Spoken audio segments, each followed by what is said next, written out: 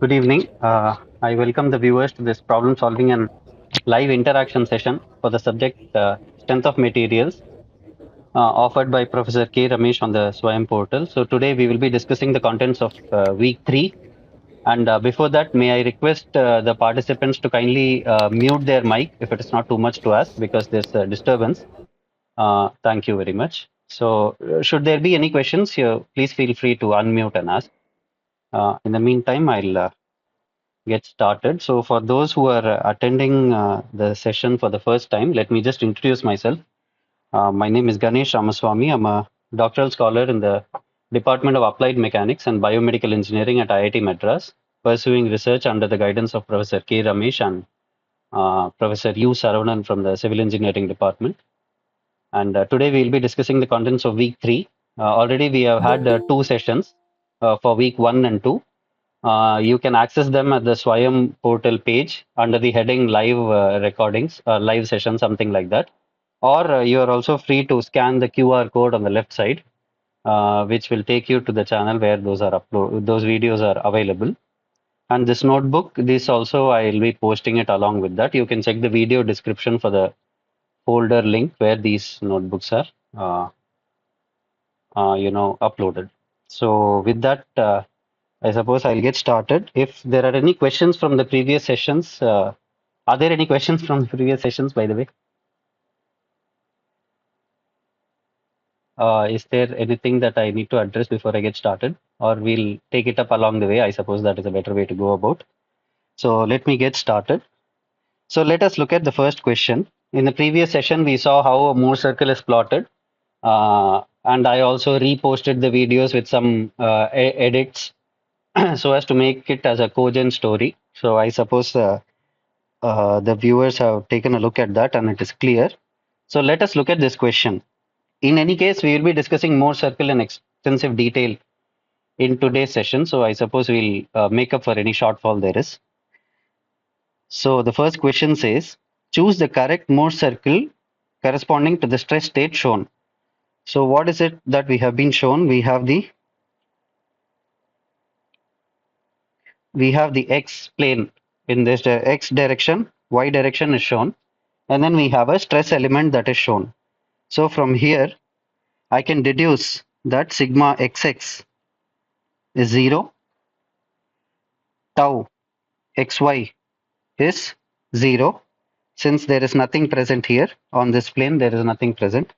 And I know that sigma yy is minus p because that is compressive. So this information I have from the figure. So if we review the procedure to plot the Mohr circle, we first go about drawing the axis where the x-axis represents the sigma x prime stress component, and the y represents sigma x prime y prime, with the exception being that positive points downwards and negative shear points upwards. So this is so that we are consistent with our physical rotations mapped to the rotations on the Mohr circle in a similar way. If we rotate physically by anti-clockwise manner, we will have to rotate in the same manner. If we want to rotate in the same manner in the Mohr circle, we will have to follow this convention. So to that end, we know this. So let us plot the x-plane first. So for the x-plane, I have the information that sigma xx is 0 and tau xy is 0. So this clearly gives me that the x-plane is nothing but the origin of our Mohr's axis. So I can see which of the options have it as the origin. I'll just put this here. I'll keep moving this around because it's a little bit disturbing for the viewers also, I can understand. So we can see that here clearly we have the origin as marked as the x-plane. So this is one of the possible answers. And we can see that the other none of the other answers basically have this. So this itself is enough for us to deduce that this is the correct answer. And if we go diametrically opposite, we can see that the stress on the y plane is negative, which pointing to the left. So this makes sense. So hence this is our correct option. So Are there any questions based on this?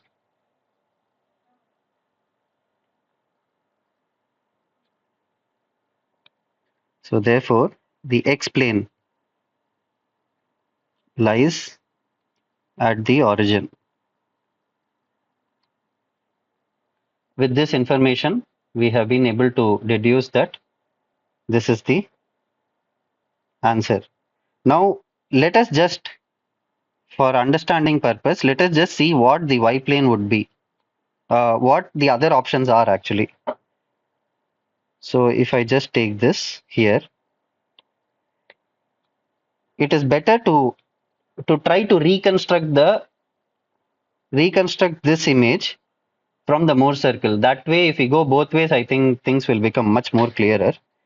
So I basically have one stress element. Call it this being x and this being y.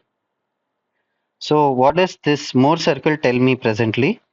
It tells me that in the x plane, my normal stress is negative and there is no shear stress. So this is the line of no shear stress. This is negative shear stress, this is positive shear stress, and so on. So on the x plane, there is no shear stress and the normal stress there is compressive. So for this stress element, let me draw it like that. For this stress element,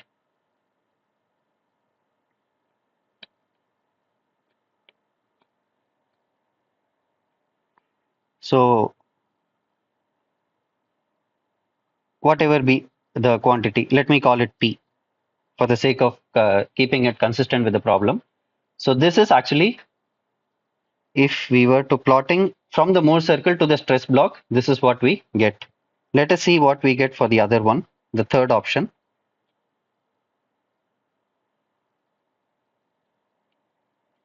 I'll just put this here. So this tells me,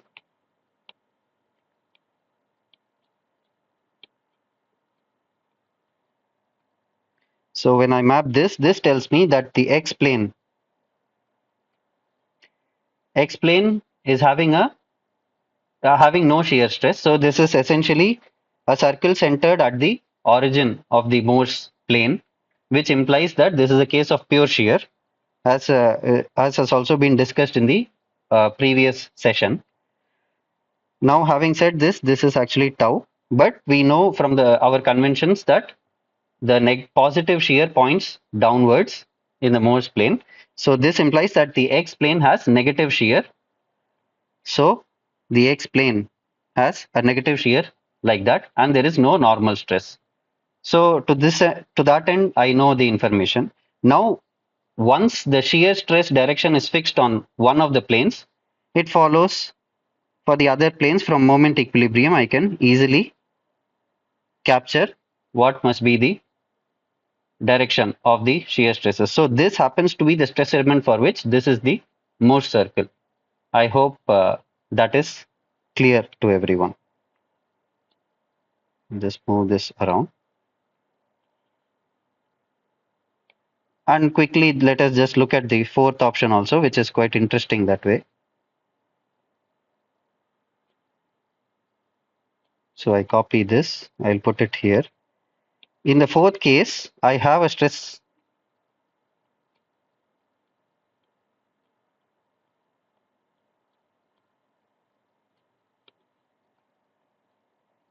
In the fourth case, my x plane is having no shear stress, but having a negative normal stress. And it follows my y plane is having a positive normal stress and no shear. So the x plane is having something like this, or rather, let me make it more clear by drawing it a little bit to some sort of a scale. Let this be the x stress, and on the y plane, I know that my stress is normal and only normal and positive and of a higher magnitude. If I see this length compared to this length, naturally the stress in the y plane is more and it is tensile in nature. So I'll draw a bigger arrow perhaps. So this is my sigma x, this is my sigma y, whatever be the values. I'm not focusing on the values presently. This happens to be the stress element for which the corresponding Mohr circle is that. So now that we have gone both ways from the stress element to the Mohr circle and back, I suppose this gives you a sense of a better understanding on how we move around between the stress element and the Mohr circles. Similarly, between the stress tensor and the stress element, stress tensor and the Mohr circle, we will be following the same conventions so that we become conversant with this, and that will help us in the course. So I hope this is clear. So if there are any questions in the meantime, please, I welcome them.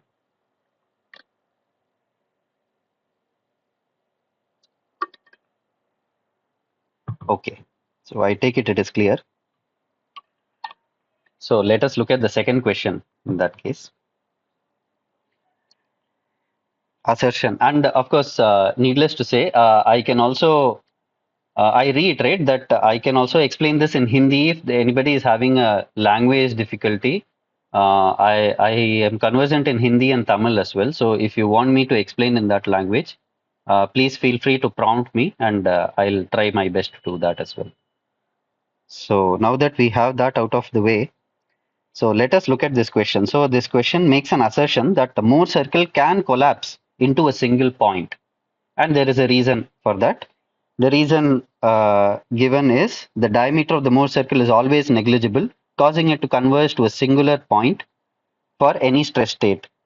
Now, the reason it says invariably it is so, which is categorically incorrect because we have just seen umpteen number of examples where this is not holding. So we clearly know that the reason the statement R is incorrect.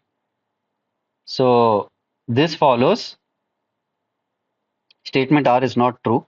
Actually, we are able to make out what the answer is based on this simple logic, but let us not trivialize that. Let us try to understand how this has come about. Let us look at the assumptions a little let us look at the assertion a little closer. So it says Mohr circle can collapse into a single point. Now, what is the equation of a Mohr circle?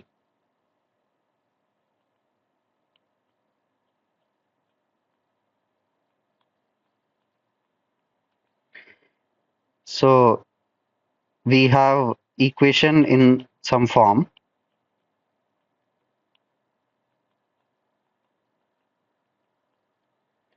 where we know that the x is sigma xx, sigma x prime, y is sigma y prime y prime. The center is the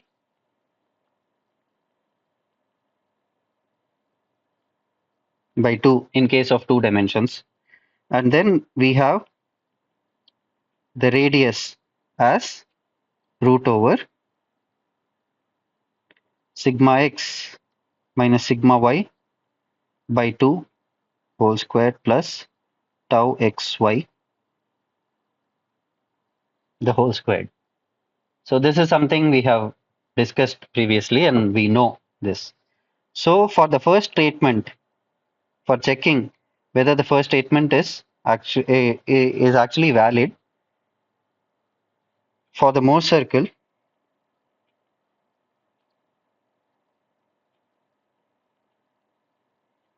to collapse or degenerate or whatever you want to say, collapse into a point. So the radius must be 0. This is the condition. So let me take this radius, make a copy. So this, I just have to see whether it is possible for me to get it to make it 0. So squaring both sides, it follows that this must be equal to 0. This is my condition. Now I can see that this is squared of a quantity and this is the squared of a quantity. So both are invariably positive quantities. So for two positive quantities to add up to 0, necessarily each of those quantities have to be 0. So tau xy is 0 is a condition, is one of the conditions for my Mohr circle to collapse into a point. It is just one of the conditions.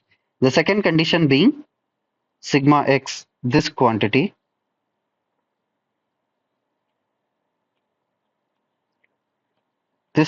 being equal to 0. Now, if we look at these conditions closely, these are my conditions. So let me call this condition 1 and condition 2.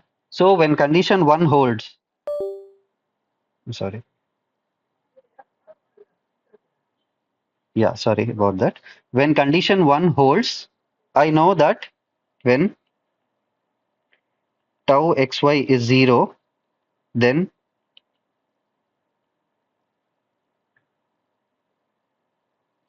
the normal stresses are nothing but my principal stresses.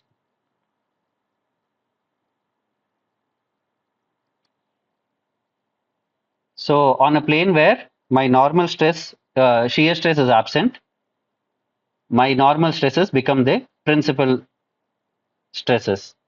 And the signs will be, we will put the signs accordingly. We'll order it in the algebraically increasing order, with sigma 3 being the least and sigma 1 being the highest. So that is fine. That is besides the point. Which now this basically implies that sigma x and sigma y are sigma 1 and sigma 2 in whichever order. Sigma x is sigma 1 or sigma x is sigma 2, whichever that be. That is fine because we are anyway squaring the quantity, so it hardly makes a difference. So this implies, for the sake of this example, let me take sigma x to be sigma 1. So this implies that when sigma 1 minus sigma 2 by 2, the whole squared, is equal to 0, my Mohr circle collapses to a point. So this follows, this implies that sigma 1 is equal to sigma 2. When this condition holds, is the condition when Mohr circle collapses to a point. Now, is it possible to have such a condition? It is very much possible. This is basically called hydrostatic stress state, where either in two orthogonal directions we have the principal stresses of the same nature and of equal magnitude. So this can be either compression or tension. So this is very much possible. So when sigma 1 is equal to, when the principal stresses become equal, the Mohr circle degenerates to a point. So basically we will have the axis and it will just degenerate to a point because it has no radius. Which also implies that all the principal stress directions, all directions are essentially principal stress directions. So whatever rotation we impart, this condition will still hold. So I hope that is clear. Are there any questions based on this, what we discussed? So this is the condition when the Mohr circle collapses to a point. So Mohr circle can collapse to a point. We have a condition. And the diameter of Mohr circle is not always negligible, as we have seen in the previous questions. So statement, the assertion is correct. Reason is basically incorrect. So statement A is true and statement R is not true. So I hope that is clear. All right. So let us look at this question on stress tensors.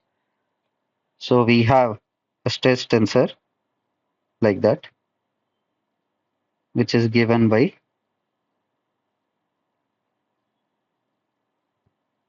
sigma xx tau xy tau xz. Now, if you had a look at the previous session, you would follow that this is actually the transpose of the Cauchy stress tensor. But since it happens to be symmetric, it is one and the same. We can also actually use the equality of cross shears here, but it has not been done in this case. Actually, it has been done. If you look at the options, it has been done midway, but I'll just take the thing like this presently as it is written,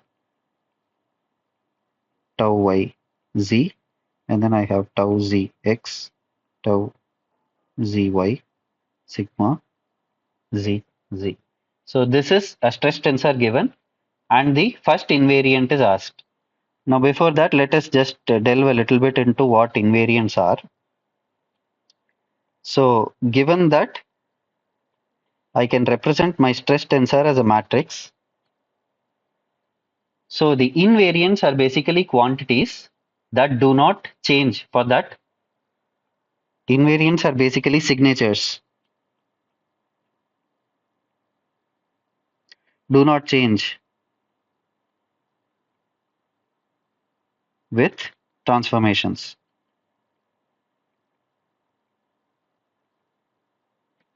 So, this is characteristic of that stress state at that point. Once we write the stress tensor at that point, no matter how we rotate the coordinate axis, no matter if I have a coordinate system this way and somebody has the coordinate system in some other way, the invariants basically remain the same. It follows from mathematics also. For a matrix, the once you write the characteristic equation, which comes in eigenvalues and eigenvectors, we can see that there is only one characteristic equation that comes for uh, a matrix, which means that the coefficients of those characteristic equation have to be invariants. So for this,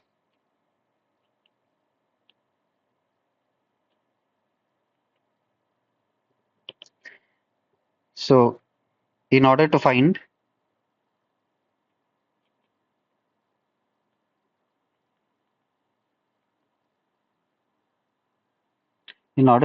the eigenvalues, and eigenvalues are nothing but, for in the context of mechanics, in the context of the stress tensor, the eigenvalues of the stress tensor are nothing but the principal stresses. So if we have a 2D stress state, for example, if we look at this question, if we represent this as a matrix and we calculate the eigenvalues of that, one eigenvalue will come out to be 0, the other eigenvalue will come out to be minus p. These are the principal stresses for that. So in the context of this mechanics, in this context, eigenvalues basically represent the principal stresses. So for this stress tensor, in order to find the eigenvalues or principal stresses,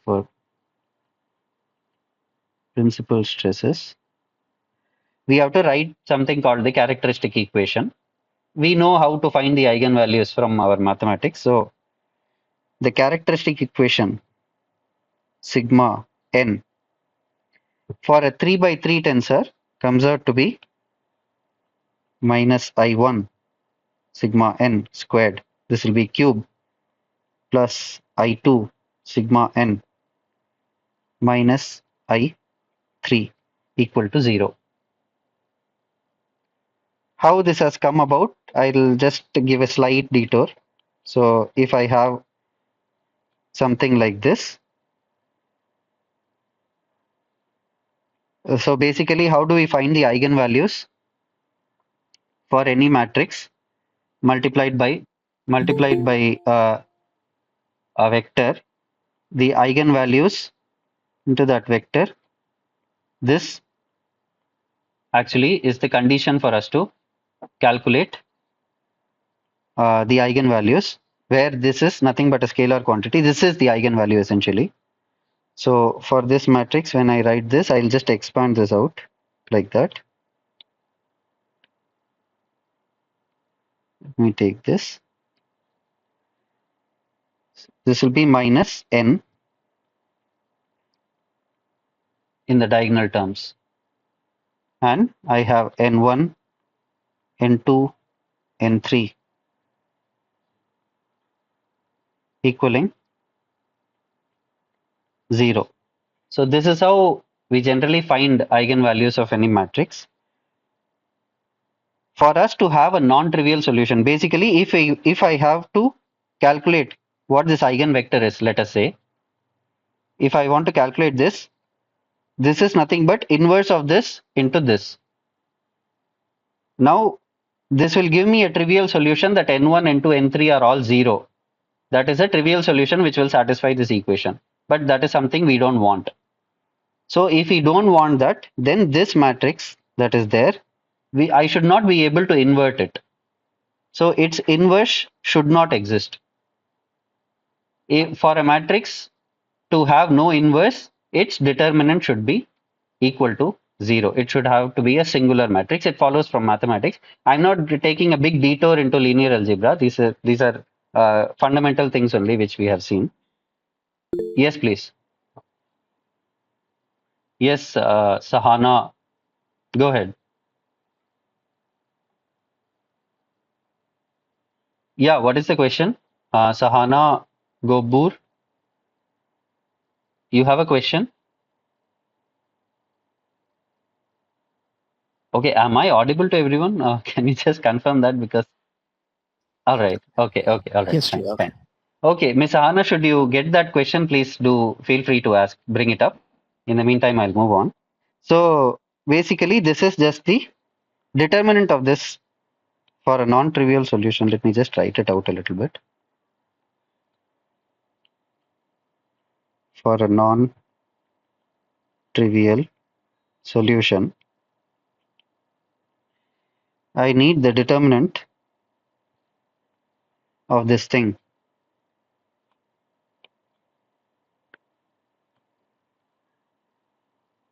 going to 0. So this is my condition in order for me to find out some meaningful solution instead of just plugging everything to 0 and satisfying this equation. Now when I multiply this thing out, I know how to calculate the determinant. This into the cross product of these two, the cross multiplication of these two, we have that mnemonic. We've been doing it umpteen number of times. So the determinant of this, when I write out, it will give me an expression which will be cubic in sigma n, basically meaning that this matrix will have three eigenvalues. Whether they are distinct or not, that is a different thing, but this will have three eigenvalues, which means this will have three principal stresses. That is what it means.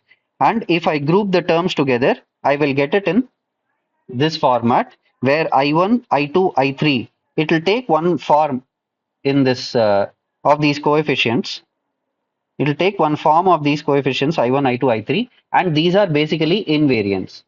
This means, because in the last session we saw that we can have this tensor represented in any coordinate system.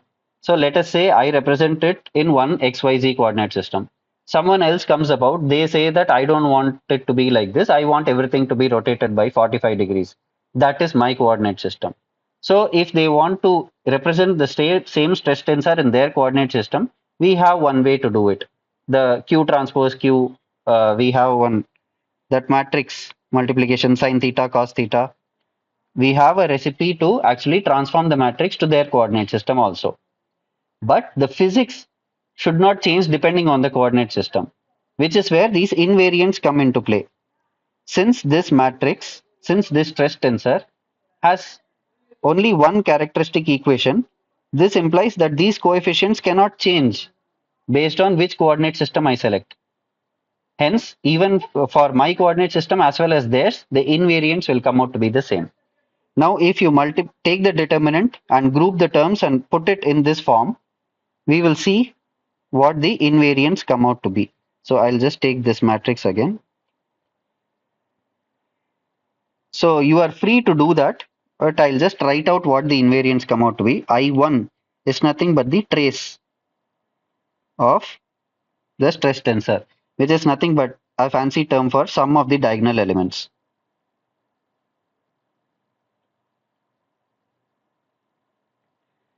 So this means no matter how we transform, the sum of the diagonal elements of the stress tensor will always be same.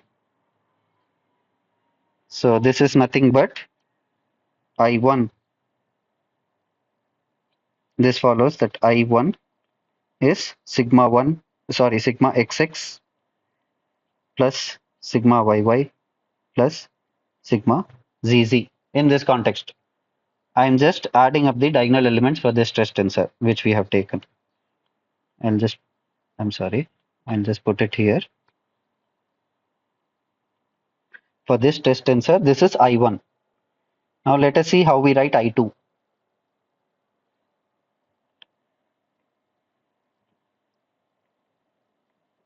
I2 is nothing but the minors. So if I take this, or rather what I'll do, from this matrix, the first four I'll take. The determinant of this plus these four. The determinant of this plus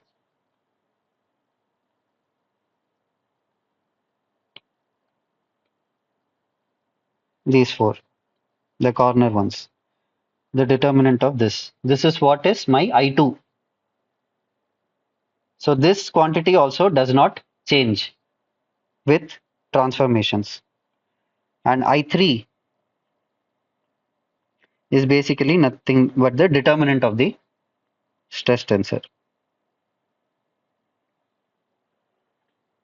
Now, when we come to two-dimensional stress state, we will see that only this will be our matrix. So sigma xx plus sigma yy will be our trace, which will be I1, and the determinant of this will be our I2. So basically, when we come for a two-dimensional matrix, this quantity and this quantity automatically disappears from our equation, and our characteristic equation will be a quadratic equation rather than a cubic equation. We will see the application of this in the questions to follow, but I'm just giving a brief of what these invariants are and how this will help us in identifying some important things. So I hope these things are clear. What is I1, I2, and I3? So with this background, let us come back to our question that this is my stress state given by this stress tensor, and they have asked what is the first invariant. So we know that first invariant is nothing but the trace of the stress tensor, which is the sum of the diagonal elements, which will be the first option. Now you can actually multiply this out and see for a general tensor how I2 and I3 comes out to be.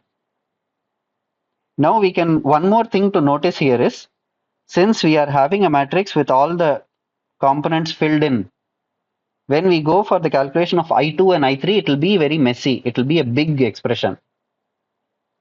Rather, if we somehow find a way when there are no taus existing, our I1 and I2 and I3 become much more simpler, we will see. And when does tau disappear? We know that when the stress tensor is represented in terms of its principal stresses, there will be no diagonal elements essentially. There will be only diagonal elements. There will be no off diagonal elements. In such a case, many of the components will go to zero and our invariants will become very simplified expressions. So the sum of the diagonal elements will be my I1. The product of the diagonal elements will be my I3, and so on. So it will come in handy if we were to represent the same stress state in terms of the principal stresses instead of all the components filled in. We will see how that is, but I hope I've been able to convey what invariants are, how they come about. For a three-dimensional stress state, we have a 3 by 3 stress tensor, which will basically have three principal stresses. In order for me to calculate those principal stresses from the eigenvalue approach, what we have to do, we have to represent the equation in this way. For it to have a non-trivial solution, essentially the determinant of this matrix has to go to zero. If I multiply this out and rearrange it as a cubic equation, my coefficients that come up are nothing but the invariants. So I hope that that is clear. And somebody had raised the hand midway. So if you have the question, if it is clear, then it is fine. If you have a question, I urge you and I'm to ask. You're most welcome to ask, please. Okay. So with this, let us move on to the next question. Yeah, yes, sir. Yeah, Sorry. Just a quick one. So, is there a physical significance to these invariants, other than the fact that yeah, I understand that these are supposed to be a constant, irrespective of yeah. the stress state. But is there a physical significance to each of There these is actually invariants? basically the determinant tells us how the volume of the component changes.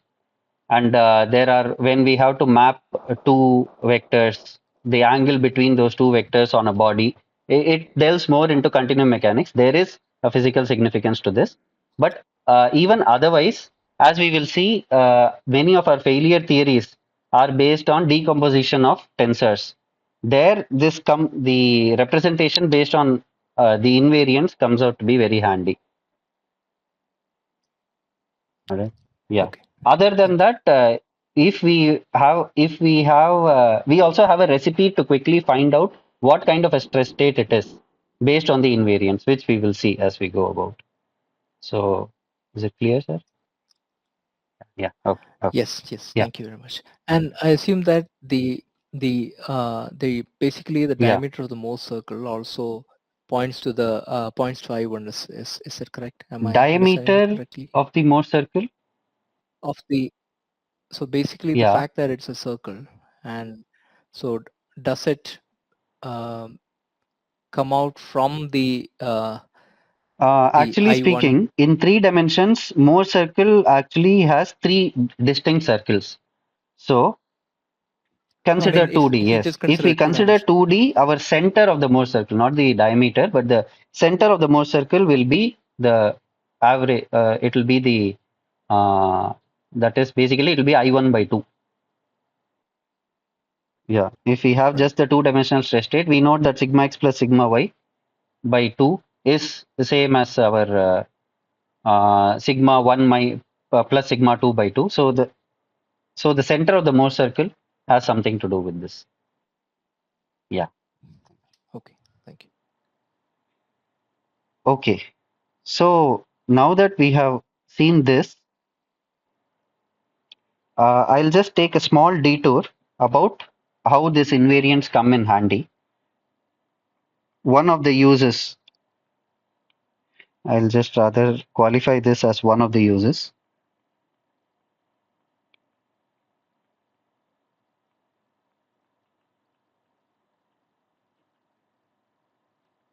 of invariants is to identify the nature of the stress state.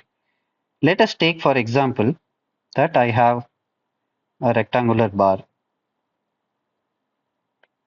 and it is subjected to some sigma.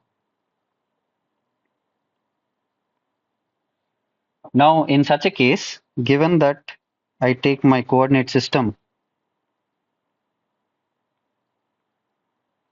I'm sorry, this is x, this is y. I take my coordinate system like that and I have an element which is stressed like that. So the stress tensor for this, I can represent it easily as sigma 0, 0, 0. I hope we are in agreement with that. I'm presently focusing on the two-dimensional cases alone. So this can be represented as this stress tensor. Now, what is I1 here? I1 is sigma. If I were to have it as a compressive stress, I1 will be minus sigma. So what I'm trying to basically say is, for this stress state, for a uniaxial stress state,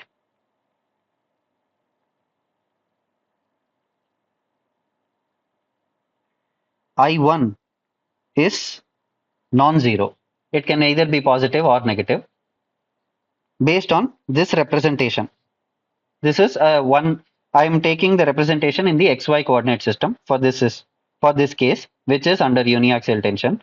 And based on this representation of the stress tensor, I have deduced that for a uniaxial stress state, I1 is not non-zero. What about I2? I2 is just the determinant of this, and I2 happens to be 0 for this. Now, we have seen that under coordinate transformations, invariants do not change. So there is a possibility that I can represent the same. Let us say that I don't take this coordinate system, but I take some rotated coordinate system, which is x prime y prime. In that representation, it is possible that I have all the components having non-zero values. So just by looking at the stress tensor with non-zero values, I cannot say whether it is uniaxial, it belongs to a category of uniaxial tension or pure shear and so on. However, we have seen that under this coordinate transformation, our invariants will not change. So whatever conclusion I have made based on the invariants of this representation still holds, which implies that this is a condition for uniaxial stress state. This is a condition for uniaxial stress state. If we find any tensor, if we find that I1 is non-zero and I2 is equal to 0, then that represents a uniaxial stress state. We just have not represented it maybe in the correct basis in order for us to get it to this form. I hope that is clear. Similarly, I have taken this as the first example for a uniaxial tension case. Let me just take another example. I'll take the same thing, but instead of uniaxial stress state, I'll subject it to pure shear. And how do I do that? I can simply apply torsion instead of a tension. I have applied a twist. A twist can be represented by a double-headed arrow. I hope that is clear. Let me draw it again, in fact.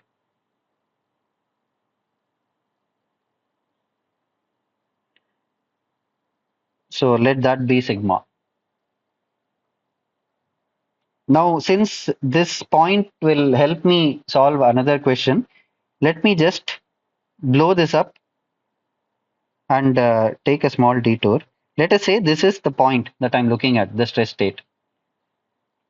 I know there is no normal stress. To that end, I am sure.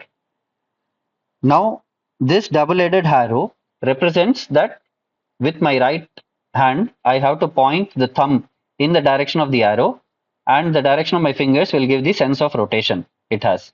That is what this implies. So, if I were to take the same, let this be the component. Let me delete this. Let me take a copy of this and remove the right hand side part.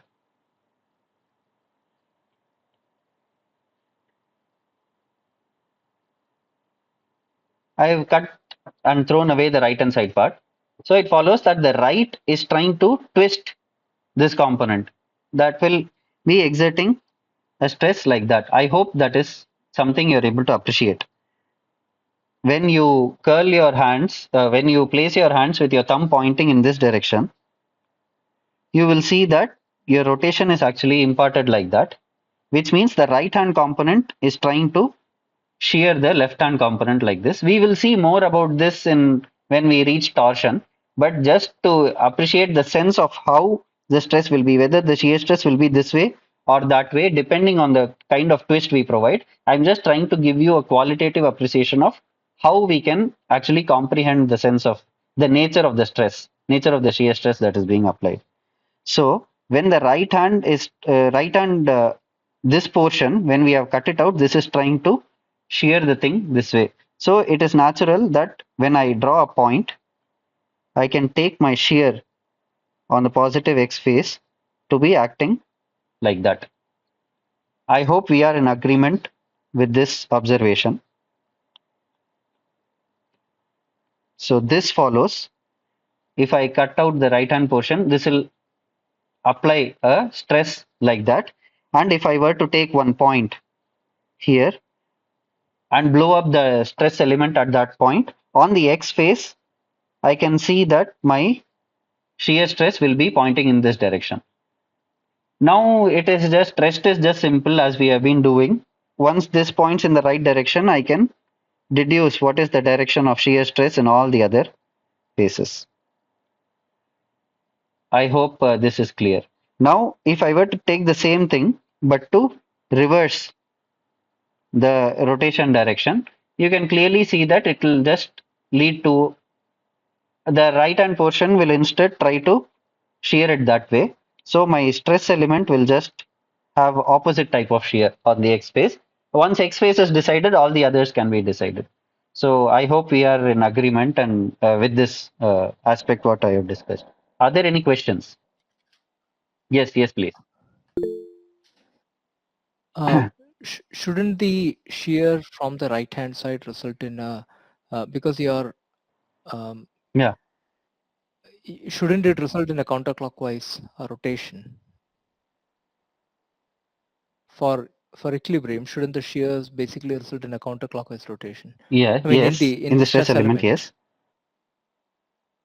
shouldn't it the first two shears that you yes. drew, that is the vertical ones, shouldn't that be counterclockwise in order to counteract the applied shear? Oh, that is basically what you're Or saying is why is this pointing downward? It should actually be pointing upward. Is it not? Yeah, well, I mean, not there, but yes, because I mean, once you look at the stress element, you have on the right hand side, you have the stress, yes, the shear pointing downwards, and yeah, on the just like left hand this. side, you have it pointing upwards, which indicates that, yeah, which Yes, indicates that it is a clockwise yeah, rotation, right? So shouldn't, in order to counteract yeah. the torsion, which is basically yeah, I Actually, guess in the I think yes. I sense what the confusion is. The torsion is actually an action that is taking place in a plane that is coming out of the plane of the paper. And what I have drawn is essentially a stress tensor, a stress element in the plane of the screen. So Ah, this okay, okay, type okay, of a okay, twist understood. will actually try to rotate it counterclockwise, as you said, but that will be an out of plane action. Yeah. Whereas this is Okay, an understood. in Okay, plane okay, stress tensor. Yeah, yeah. okay, understood. Thank you. Okay. So once this is done, from the equality of cross shears, I have plotted this. So this follows that I can represent this as a stress tensor now. I have no difficulty in doing this. So let my stress tensor be represented and let that be sigma. I'll take this, or rather, for consistency's sake, I hope you don't mind if I call this tau instead, just for having consistency. It could be any symbol, any value, but since we are acclimatized to having tau represent shear stress, so let me take that to be tau. So this follows.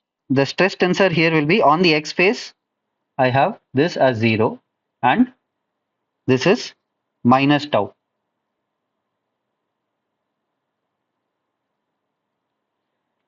This first column of my stress tensor basically represents what is happening on the x phase. What is the traction like on the x phase? There is no normal stress and shear stress is negative. So shear stress is negative and there is no normal stress. So once this is done, just by my tensor being symmetric, I can write this very easily. So this is the stress state for this. Now again, what is I1? So for a case of pure shear meaning there is no normal stress as it is in this case. So for pure shear, it follows that I1 here is actually equal to 0. I can see that the sum of the diagonal elements, the trace of the tensor is actually coming out to be 0. Whereas I2, which is nothing but the determinant of this, is coming out to be minus tau squared. 0 into 0 minus of minus tau squared, which is minus tau squared.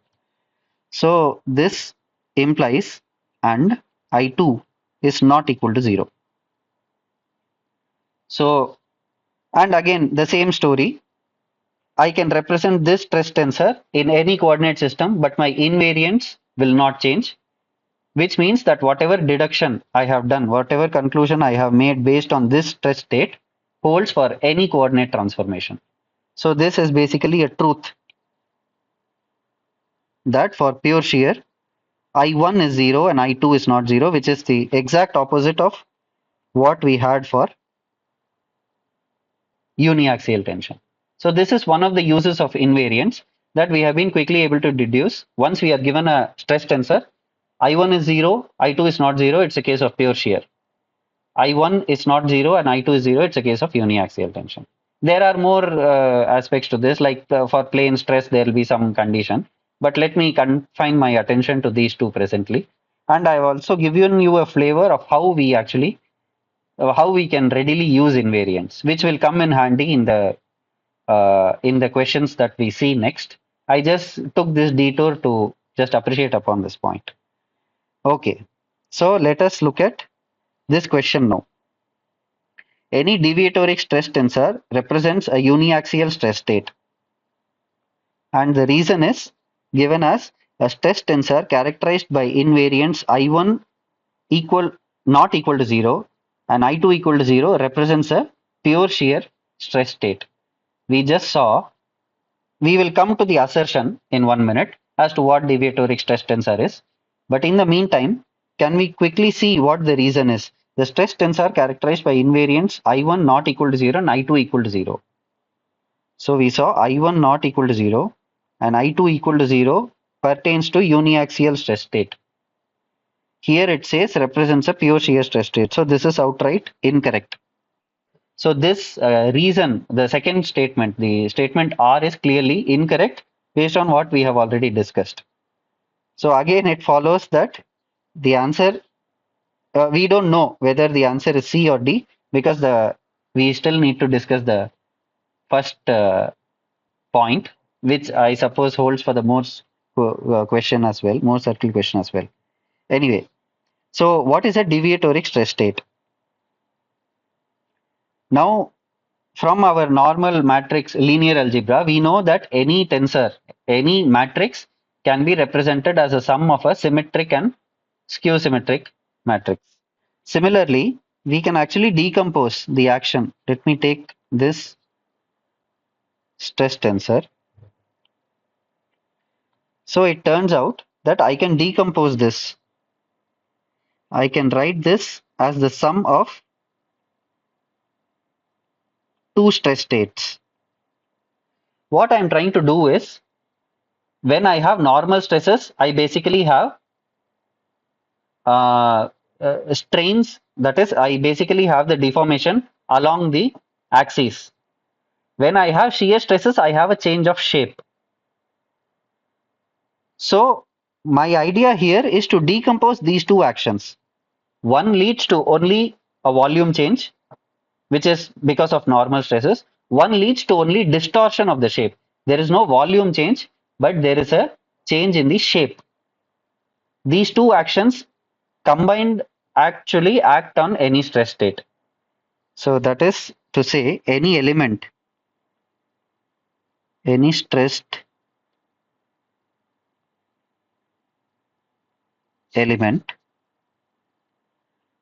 can undergo volume change,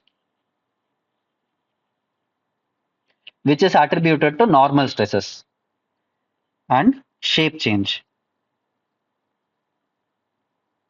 which is also fancily called as distortion. So it can, which is attributed to shear stresses. So this is attributed to normal stresses alone. This is attributed to shear stresses alone, the change in shape. So either both of them can act together, or there could be only volume change, or there could be only shear change, shape change. So all these combinations are possible. So our idea is to say, first of all, we have deduced how to write the stress tensor at that point. Now we are trying to decompose it into two separate actions. Because in linear elasticity, we can simply add them and we can still get the same effect. So I am trying to see what are the parameters that cause the volume change, what are the parameters that cause the shape change. Depending on the weightage, I can actually deduce that this component at this point might fail because of a shape change or because of a volume change, and so on. There are more implications to this. I'm not delving too much into this, but I'm just giving you a flavor as to how we are actually deciding to split these two actions. So the first action, the first matrix, which causes a volume change, is called a hydrostatic stress state. and the one that is responsible for a shape change is called a deviatoric stress state. So let us see how we actually decompose that. So the stress tensor can be written as I1 by 3 into 1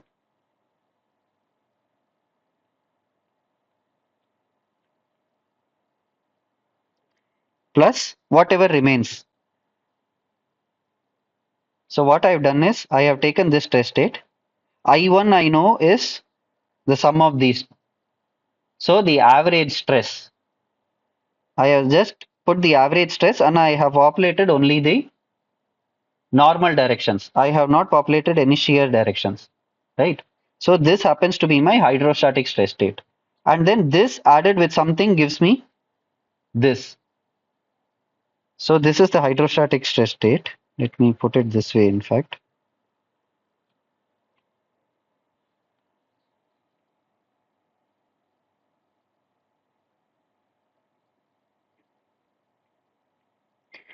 If I represent my hydrostatic stress state like this, that is I1 by 3 into a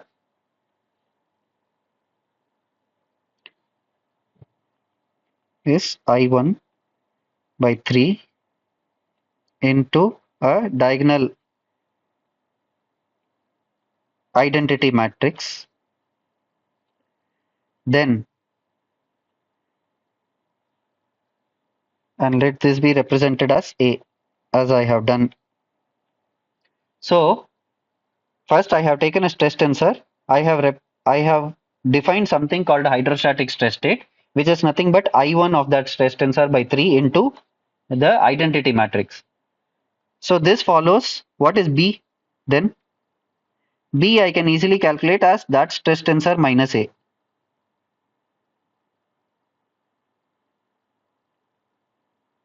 So that is all there is. So this B is nothing but our deviatoric stress tensor.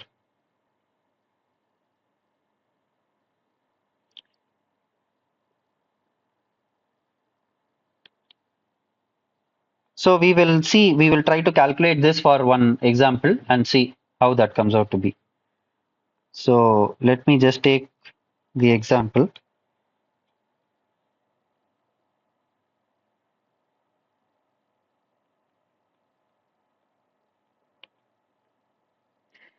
Let me just take a stress tensor at random. Let this be 2, 3, 4, 5, 6, 7. I'm sorry, this cannot be 5, 6, 7. It has to be a symmetric matrix.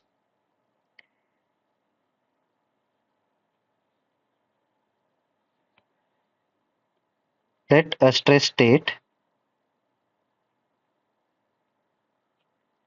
be given by sigma equaling 2, 3, 4, 3.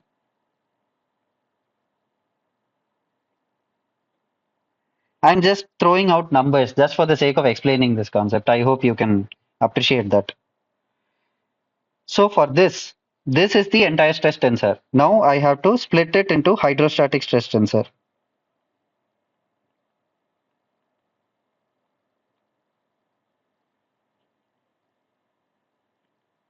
Is nothing but I1 by 3 into this.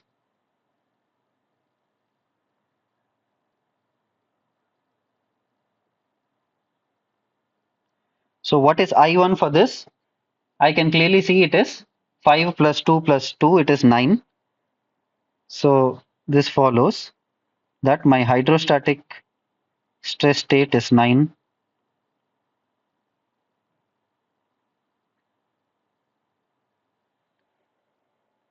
So therefore, what is my deviatoric stress state?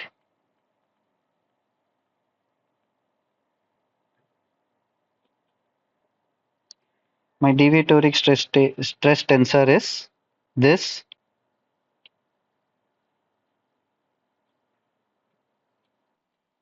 minus,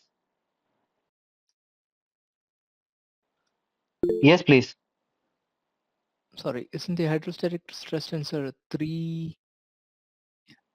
by 3. Oh, I'm so sorry. Yes, exactly. Very good catch. I'm sorry about that.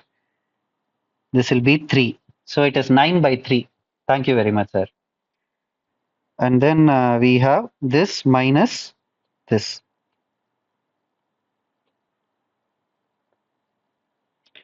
So what does this come out to be? So this is minus 1. The diagonal elements remain just like that. And then 5 minus 3 is 2, 0, 4, 0, and minus 1.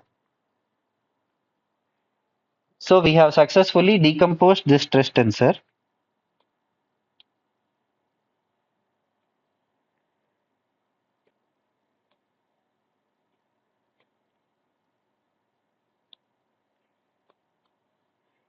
equal to a hydrostatic stress state, which is this,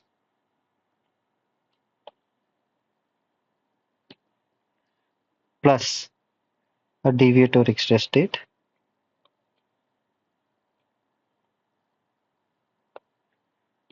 which is this.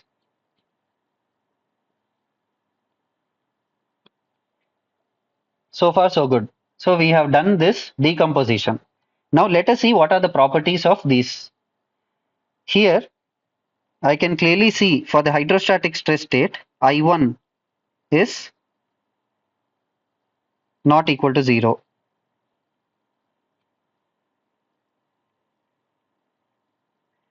And I2, if I calculate, it will come out to be 0. You can calculate it and see for yourselves. But it will come out to be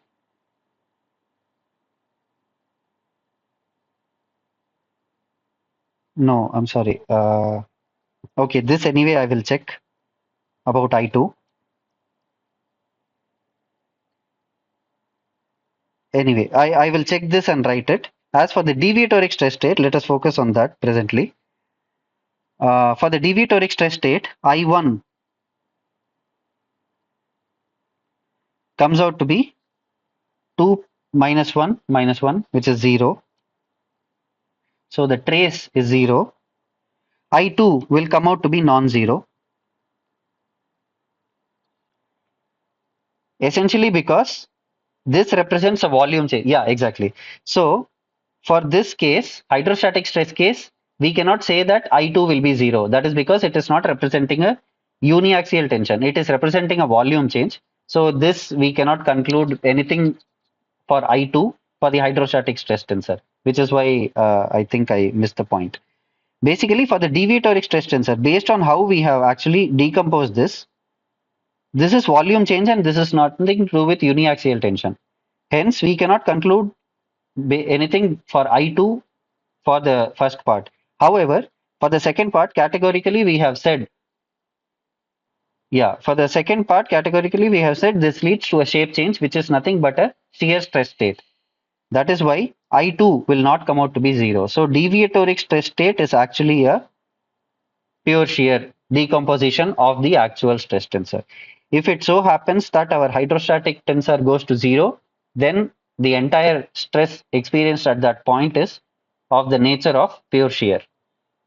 Otherwise, it is a combination of both. I hope I've done some justice into explaining this. Someone had unmuted. If there is a question, please go ahead and ask. Is it clear what we have discussed so far? Are there any questions? Yes, please. Would it be safe to say that the hydrostatic stress tensor is basically the average principal stress? It is, yes. It is. It is the average principal stress in a three-dimensional setting. Yeah, yeah. It is correct. Yes. So I1 is equal to 0. I1 not I1 equal to 0 and I2 not equal to 0 represents a pure shear stress state, which is what a deviatoric stress tensor is. So essentially, any deviatoric stress tensor represents a uniaxial stress state is also incorrect, which is why both the statements are false. So I hope this is clear. And as we go about applying this to questions, I think it will become more clear than just some abstraction and mathematical manipulation of tensors. But it is important that we understand this because we have seen how to actually come up with a stress tensor at a point. Now we have to manipulate these things in order to find out some valuable information.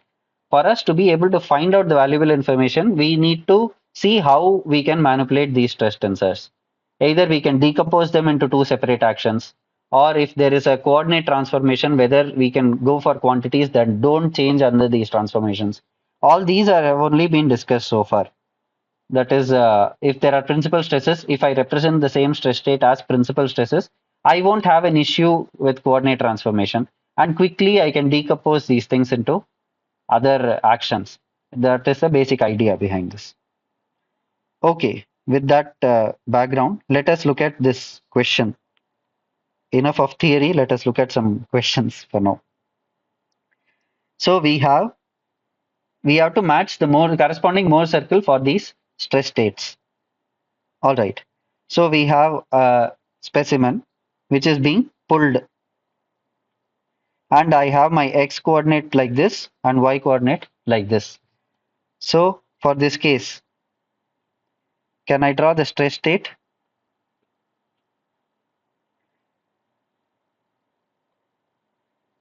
I'll go a little fast because we've already delved into much detail for this. Yes. So we were looking at this question.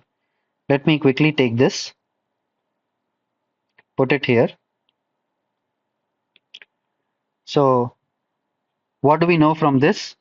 For the stress element, at point G, I'm drawing the stress element. I have this as P. I take it that the area is unity, so I'll just represent it as P. And I have nothing else. So on the x plane, I have a positive normal stress, no shear stress. So where do we have such a case? On the x plane, I have a positive normal stress and no shear stress. And on the y plane, I have nothing, no normal, no shear, which is the origin. So this matches with this. So it matches with the third option. So let us look at this stress state, as we have already seen this, how the stress state comes about, how to interpret this. So for at point G, when I draw my stress element, this is exactly the same case that we discussed earlier, where it is pointing, where we have the thumb pointing this way. This is the same question that same type of stress state that we discussed here. So we know that our stress tensor is like this. In fact, why don't I take this itself? This is my stress tensor over there. This is my stress tensor, and I can easily represent this like that. So for this case, on the x plane, my normal stress is 0. On the x plane, my shear stress is negative. And negative shear stress on the Mohr circle goes upwards, as we have seen now. So which is the negative shear stress?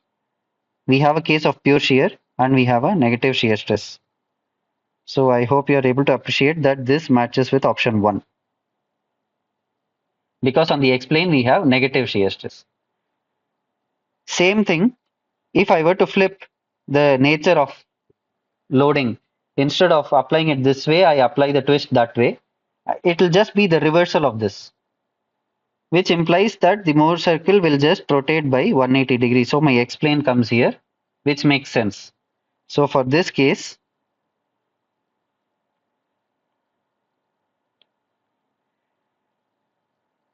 my Mohr circle will be, my stress state will just be the opposite of this. I may well draw it actually. So it will be pointing like that. So on the x plane, I have a positive shear stress and no normal stress. In the Mohr's plane, positive shear stress is plotted downwards. Hence, this happens to be the correct representation for the third one. I'm sorry, this is the second option. So we have matched everything. What all is taken? First, second, and third options are taken. Let us see what is the fourth one. It is easy to see what the fourth one is actually. We had an element like that, which was subjected to a pull like that in the first case, with our coordinate system like this. So this was our first option, which matched with this. We are able to see that these two differ only in the fact that x has rotated by 180 degrees. X and y have rotated by 180 degrees in the Morse plane, which means they must have rotated by 180 degree in the 90 degree in the physical plane, which means for a case like this, where it is being pulled like this with the same coordinate system, this corresponds to the fourth Morse circle. I hope that is clear. All right. I take it is clear. So we saw this question. So let us look at this. Let us look at this question. Choose the correct statements regarding the decomposition of a stress tensor as we saw earlier. Any given stress state can be uniquely resolved into an isotropic and deviatoric stress state. Hydrostatic and isotropic are one and the same. What does that mean? It is direction independent. Hydrostatic comes from the fact that sigma 1 is equal to sigma 2. Basically, if you have something inserted in a fluid, fluid has a capacity only to apply normal pressure at every point, in which case sigma 1, that is, it will have a volumetric compression, which is why we refer to that kind of a stress state as hydrostatic, which doesn't mean that it necessarily has to be compressive. Hydrostatic stress state can also represent a uniform tension along all directions. Other way to look at the same thing is all planes are principal planes. For a circle, for a dot, no matter how I rotate it, all directions are principal directions. So it is direction invariant,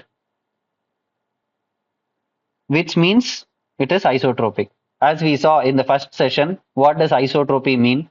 Matter, it remains the same in any direction. So from there, this nomenclature is coming. So hydrostatic and deviatoric stress state, yes, any stress tensor can be resolved into this. It doesn't necessarily mean that both will exist. One can simply go to zero, but nonetheless, it can be uniquely resolved. So if the first option is correct, it follows that second and third are incorrect. The deviatoric stress tensor is the difference between the given stress state and the hydrostatic stress state. Yes, this is how we have actually evaluated that for the example also we saw. Stresses act equally in all directions is known as a hydrostatic stress state. So this is actually following all the points that we have discussed. So we can quickly close this question. Let us move on to this next one. Answer true or false in one particular fashion without any space, ft, whatever. So the first option says if sigma 1, sigma 2 and sigma 3. So sigma 1, sigma 2, sigma 3 are nothing but principal stresses.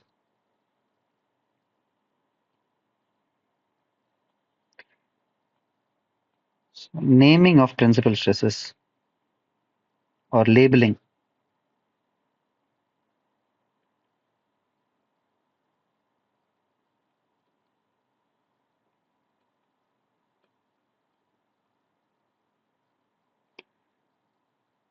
For a three-dimensional stress state, we can have three unique principal stresses, or sometimes it can also decompose into the same. We can get the roots as the same.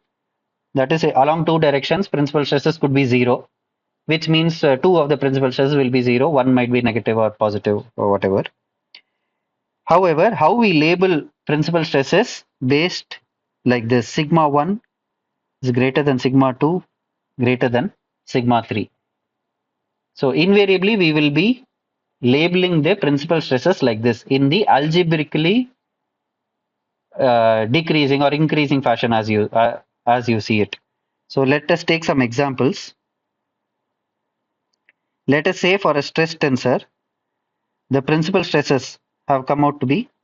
By the way, when we have the subscript as 1, 2, and 3, it represents the principal stresses.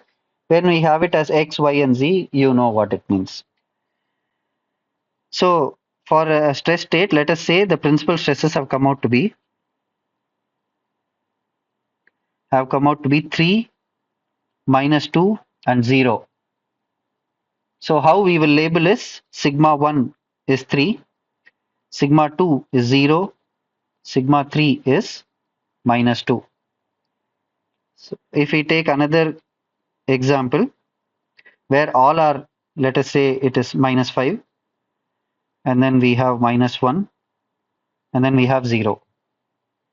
In this case, sigma 1 will be the highest of it all algebraically along the number line, actually speaking. So this will be 0.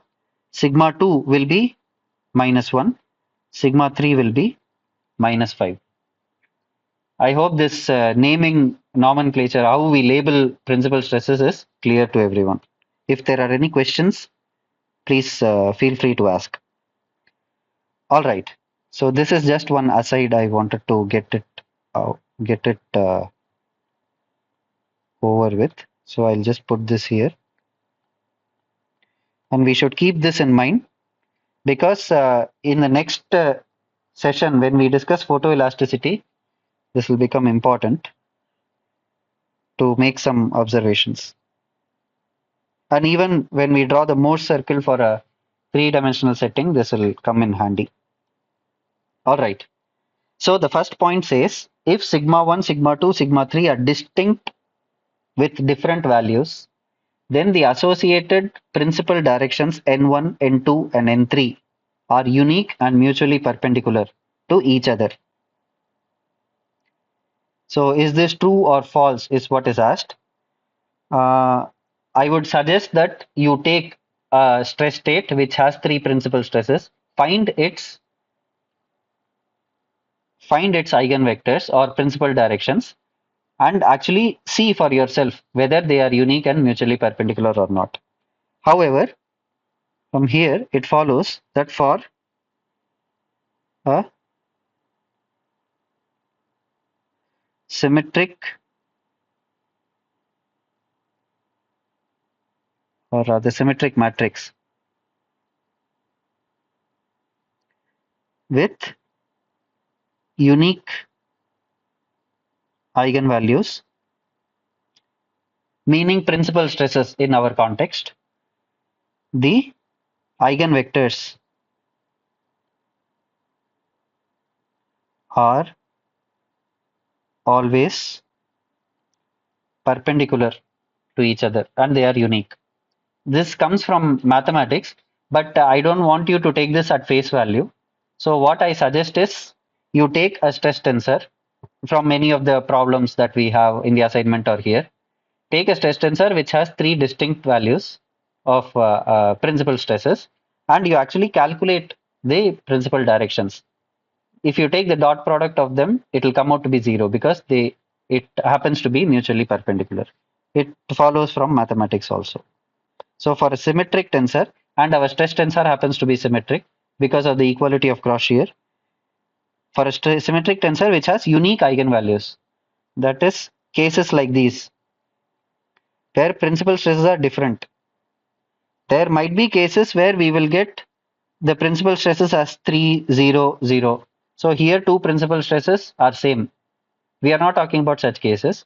We are talking about cases where all the three principal stresses are unique and distinct. For such a case, given the fact that our stress tensor is symmetric, our eigenvectors will always come out to be mutually perpendicular to each other. So this is a true statement. This is true. Deviatoric stress tensor represents a pure shear stress state is true. The crack patterns observed in a brittle coating technique is called isochromatics. So actually in the lecture, Professor Ramesh has actually shown an experimental result using a technique called brittle coatings, where he has shown the case where we have a disk under diametral compression and it has a coating over it. So we have a disk which is subjected to a load like this. And actually, we don't have the solution for this particular problem of a disk in our strength of materials course. It will come in the next level course. We need not worry about the solution presently. Under this stress state, at every point there will be some stress state that we under the state of this loading. Every point will develop some kind of a stress state that we are in agreement. It so happens that if I coat this with a brittle material on the top and actually keep on pressing, the brittle material will fail in one particular fashion. And that actually gives us trajectories of how the eigenvectors are physically. We are able to see. This, I just said something from mathematics that it follows, which still holds. But physically, it has been shown that the principal directions are actually mutually perpendicular. It is a result that is also shown in the lecture. I would suggest those who have not seen it to go and see it once. It is quite interesting. So when the cracks form, for example, if I take a small point here and blow it up, so the cracks form like this and the other set of cracks form like that. So actually speaking, these are mutually perpendicular. That is how the result has come out to be. So physically, we are able to appreciate that it is mutually perpendicular. And these cracks, basically, they represent, they are called by a name called isostatics. It is not isochromatics. So this is just to enthuse the students about some nomenclature, since in the next week we will also be looking at photoelasticity. Just to keep the students enthused, this question has been asked. I hope you can appreciate that. I would strongly recommend those who have not seen the crack patterns to go and revisit the lecture once. So this is false because these are actually termed as isostatics.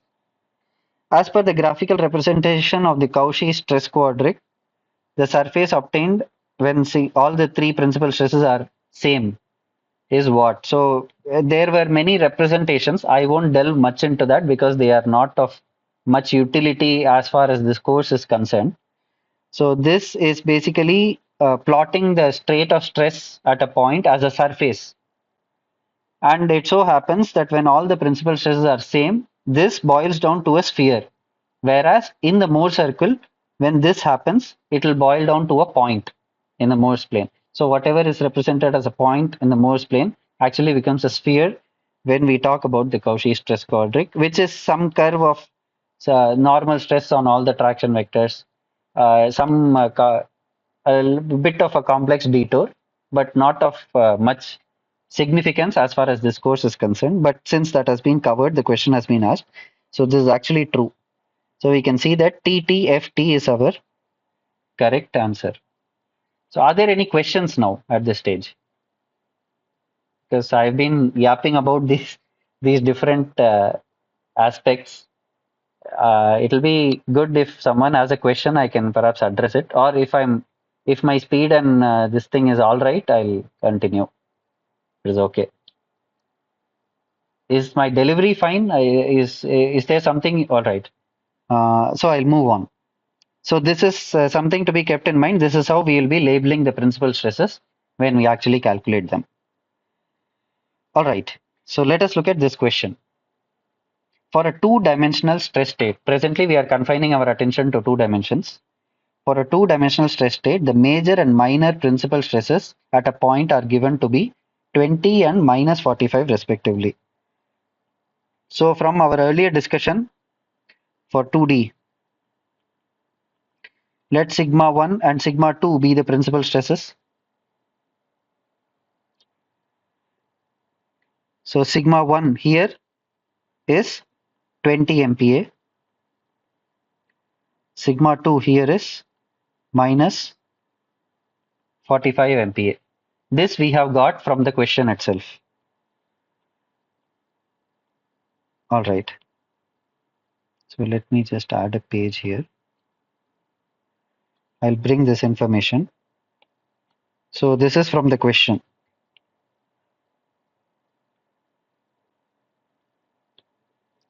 And sigma 3, of course, is not spoken about. It is actually 0, which is why I'm using sigma 1 and sigma 2. Anyway, so let us confine our attention to the plane presently.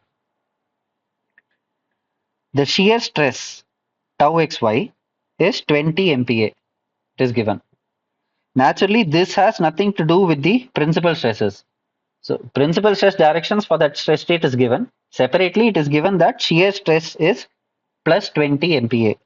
So we also know that shear stress, and all this is for a point, mind you. We are presently talking about some point, as mentioned here. We are talking about some point in a stressed body. So at this point,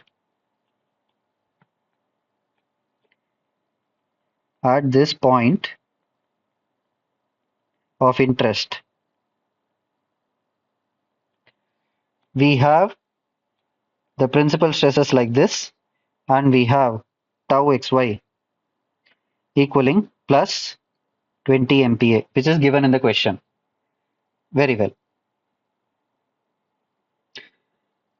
Now the question says the Mohr circle with the given, draw the Mohr circle with the given data in such a way that 1 centimeter is equivalent to 1 MPa. This is just a scale, as I have used in the previous section. It is just how big or how small I will draw. This bears no significance essentially, just to correlate with the question they have given, some scale. So I have to answer the following question. What will be the radius of the Mohr circle? What is the abscissa of the center? What is the sum of the principal stresses? Let us first try to address these three questions. So for the Mohr circle, let me draw the axis like that. Or rather, it's not straight. Let me draw it like this. Okay. So on the x plane, I have sigma x prime, x prime. On the bottom, I have plus tau x prime, y prime. This is our convention that we follow. It is given that sigma 1 is 20. So let me take this to be 20. Let me put the scale like that. So if this is 20, sigma 2 is 45. If this is 10, this is 20. I go the same distance and then I go some more. So essentially my sigma 2 will come out to be somewhere over here, roughly speaking. So I have sigma 1 equal to 20 and this is sigma 2 equal to minus 45. So I can easily draw the Mohr circle like this, which passes through these 2 points. So this is my Mohr circle for this problem. Let me put that in red color. So I have drawn the Mohr circle. What is the center of this Mohr circle? The question asks what will be the radius first of all. So if this is the diameter, radius is half of that, which is nothing but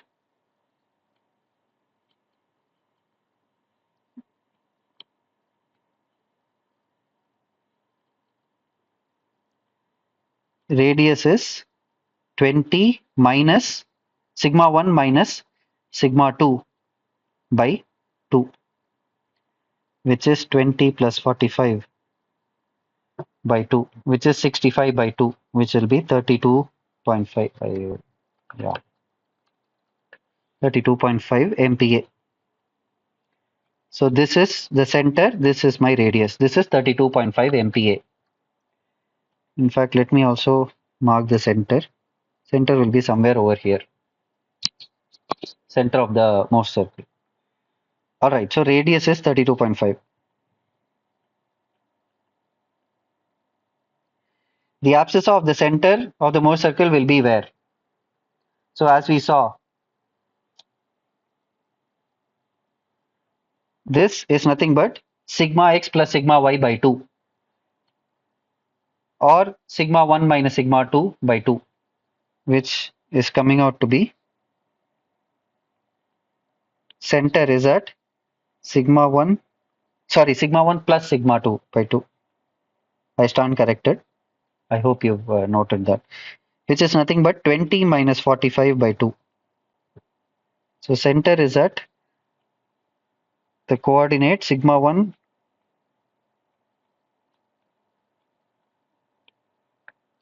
the coordinates of the center are sigma 1 plus sigma 2 by 2, comma 0, which comes out to be 20.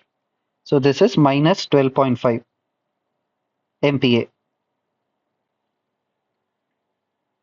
So this distance, or rather this point,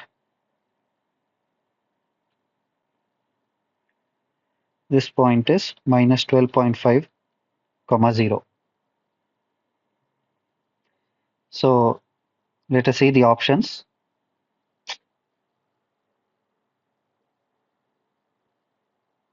I'm sorry, 1 minute.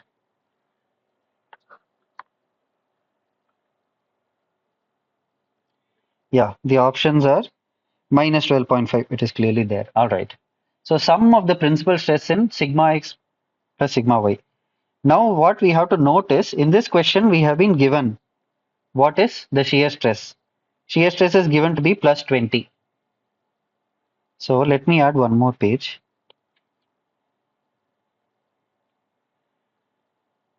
Let me take this entire figure, take it there.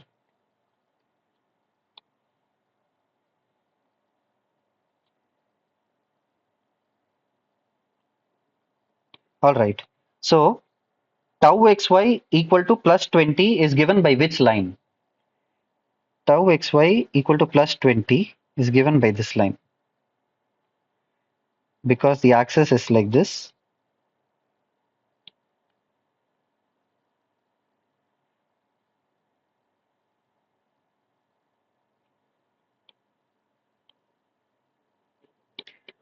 By this green line, I have this green line is nothing but tau xy equal to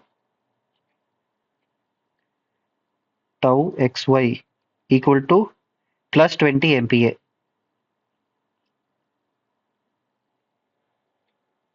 Now it begs the question, where is my x sigma x plane? X plane could be here, or x plane could be here as well. So there are two possibilities for the x plane, because that is where it intersects the circle. Nothing has been mentioned as to which one it is. So the answer definitely naturally has two possibilities. So let us take the first possibility.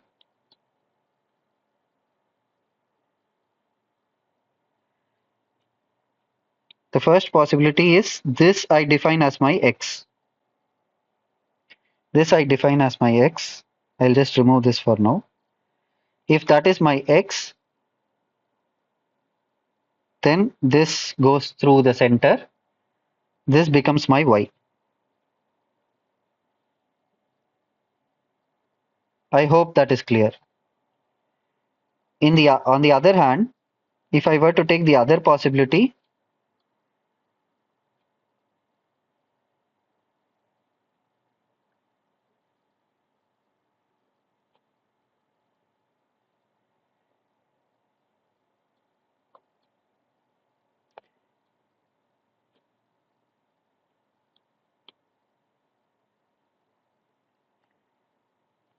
the other possibility is this is my x plane,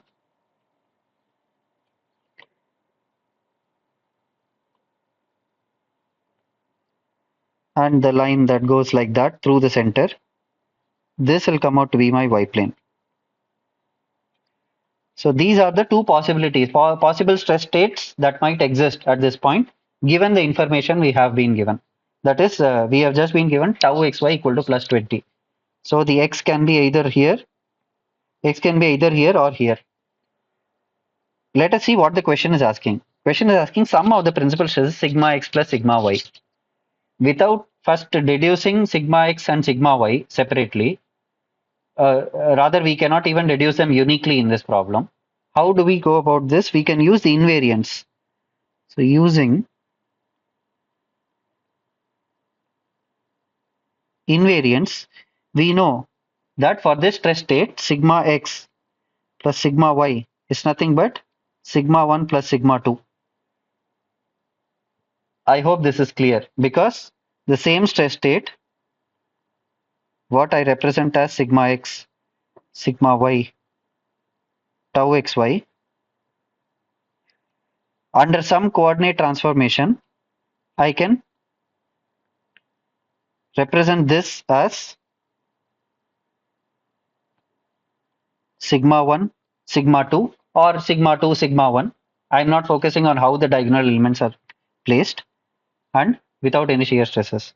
So the first invariant, which is nothing but the trace, will always be the same under coordinate transformation.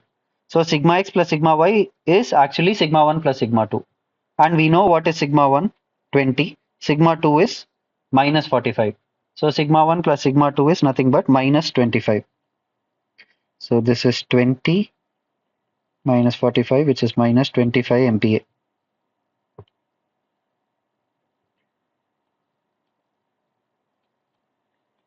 Very well. So let us look at the next question, what it is asking. Which is are the correct possible representations for the given stress state is what is asked. In in the first case, I have sigma x is negative 38. Sigma y is, so let us just write this quickly. What this stress state represent? It says sigma x is minus 38.12. Sigma y is plus 13.12 and tau xy.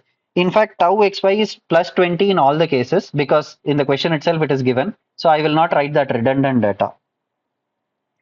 For the second case, this is what is represented. Here it says sigma x is minus 13.12, sigma y is minus 38.12. The third option says sigma x is plus 38.12, sigma y is plus 16.45.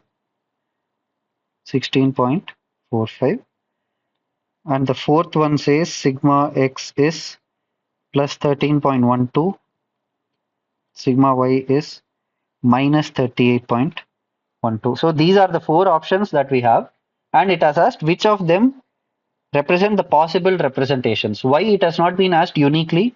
Because we just saw that there could be two possible stress state which can be attributed to this kind of for this problem. So this is stress state 2. Let me also bring the stress state 1 here.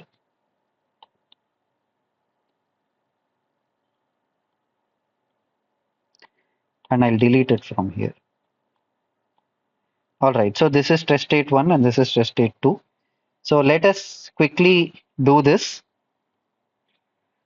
So we know this has the ordinate minus 12.5. That is, this distance is minus 12.5. This much we know. So let us see if this is the case, then what is sigma x? If I take a triangle like this,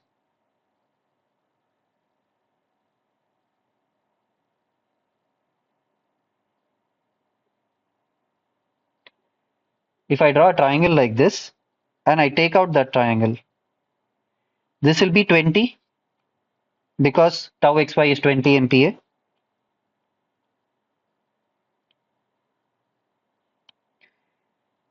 And this distance is my radius. So the radius of my circle is 32.5. I've already reduced that. So this is 32.5.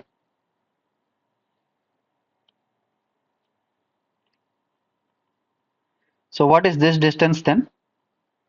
From Pythagoras theorem, we can easily see it is 32.5 squared minus 20 squared root over, which is 25.62.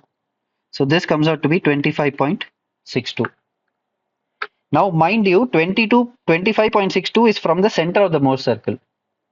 But the center itself has an ordinate of minus 12.5. Sigma x is actually this distance. Sigma x is this distance. So what is the sigma x equal to? it is 25.62 minus this 12.5.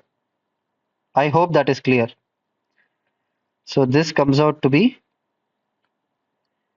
this follows that sigma x is 25.62 minus 12.5, which is 13.12. 13.12 and MPa. And we are clearly able to see that this is the origin. So this is to the right of the origin, and this is plus sigma x prime direction. So this is plus 13. So we have deduced that for the first problem, for the first possibility, sigma x is 13. So for this possibility, sigma x is 13.12 MPa. And we already know what is sigma x plus sigma y. From the invariants, we just saw sigma x plus sigma y was minus 25, because it is nothing but the first invariant. So therefore, sigma y from here is minus 25 minus 13.12, which is minus 38.12 MPa. So this is the solution for our first possibility. I hope that is clear to everyone. This is first.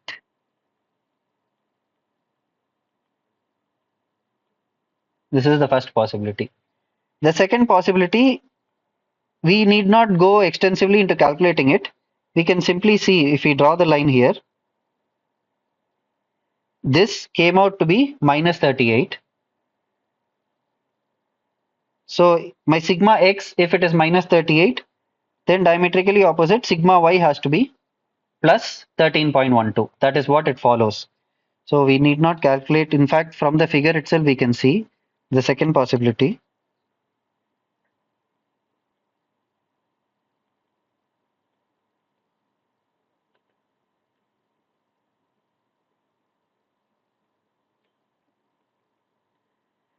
The second possibility is sigma x is minus 38.12 MPa and sigma y is plus 13.12 MPa. Are there any questions on how we got this?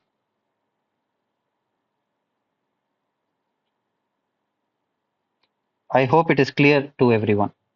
So we have got the two possibilities now. The two possibilities being sigma x can be plus 13 and minus 38, minus 38 and plus 13.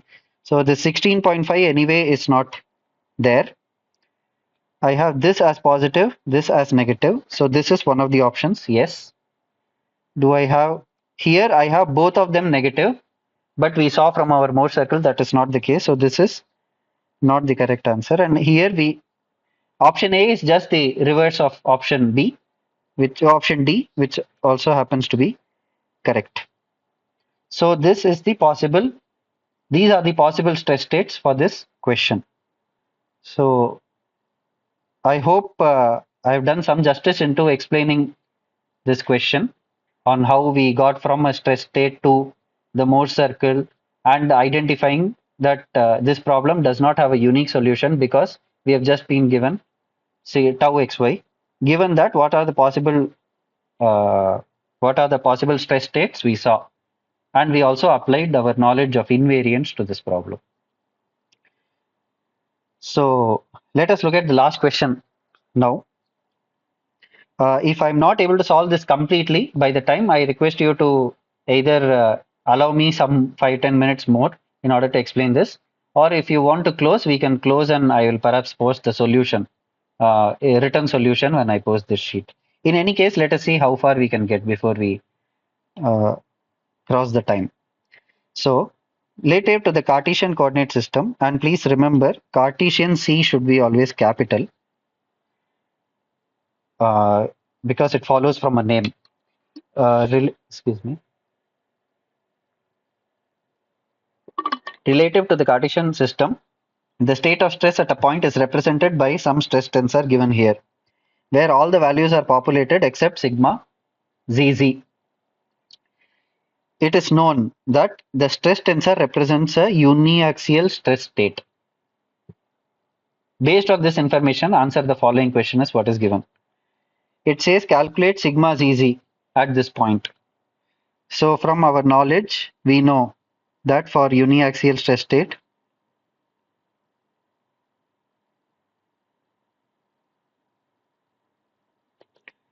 I1 is not equal to 0 and I2 is equal to 0. So let me just write this stress state. This is my stress tensor, which is 20, 10, 30. This is 40, 60, 60 and sigma z. I'm dropping the second subscript. So let me just add a page here and I'll take the stress tensor over there. So this is my stress tensor. So far so good. I have been given that it's a uniaxial stress state. So for uniaxial, I know this condition. So I1 not equal to 0 implies that 20 plus 40 plus sigma z not equal to 0. So sigma z is not equal to minus 60 MPa. But this is not some useful information I'm getting out of this, just telling me what it is not. It could be infinitely many other values. So we have to apply the second invariant. So for the second invariant, so this is I1 equal not equal to 0. I2 equaling 0. What does that mean? It means the determinant of this plus the determinant of this plus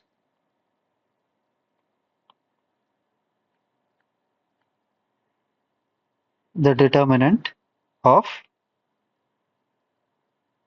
this is equal to 0. This is something we know. So what does that give us? This gives us 800 minus 100 plus 40 sigma z minus 3600 plus 20 sigma z minus 900 equaling 0. So this gives us 800 40x minus 3600 plus 20x minus 900 equaling 0. This gives us sigma z comes out to be 63.33 MPa.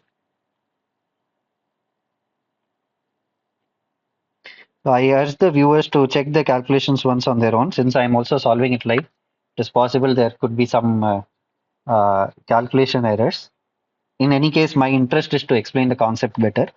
So sigma zz is 63.33 MPa is what is coming. So sigma z 63.33 MPa. So our matrix, our stress tensor, we can actually write it with that value. So this is 63.3. This is my stress tensor now. Very well. So now the question says the value of the first invariant is what? Second invariant, third invariant. These are what are asked. So I'll just take my stress tensor now.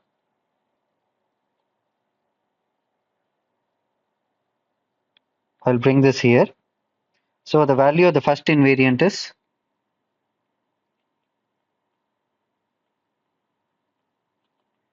it is 60. So I1 is trace of sigma, which is equal to 100, 123.3,